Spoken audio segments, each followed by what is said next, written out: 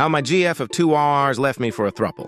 Honestly similar to my situation, my GF and I were madly in love, were together for 2 years, and even though we had our struggles, we usually talked it out face to face and handled what we needed to handle. Eventually, she started growing more distant. Felt everything I did to upset her, whether 'cause I was sick, didn't want to get her sick, didn't always have availability to be with her, and mind you, I have a compromised immune system, and I would stay away from her also out of respect for her and her family. Then one night she shows up wanting a break. A while apart, 2 days later, and I mean 2 days later, she decides after letting me choose. Originally that she is over me and wants to break up. Then as we barely talk for a few days, she spends more time with friends we both knew, and they acted all very close, even closer than normal, with me not around. Then on my birthday, she calls me crying, frantically saying she did sleep with our guy friend during our break, which, mind you, I am a person who it takes a lot to break me. Even that, but I was hurt in ways like never before and admitted to making out with her close friend, who is a woman who had a BF.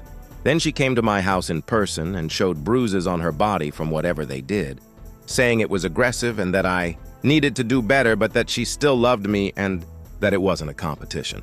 I barely talked to, as she said she wanted space, which I was glad to respect her wishes. And she said she just needed time.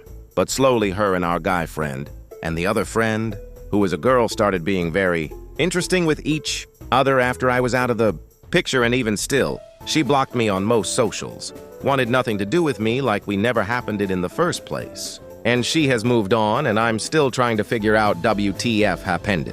She showed up at my house recently, trying to make me sound like the villain when for 2 years, I did nothing but be honest, empathetic, care for her, and treat her family as my own, and then she went around this by barely communicating, not to mention avoiding me at times, and then just kind of belittling me like me being sick.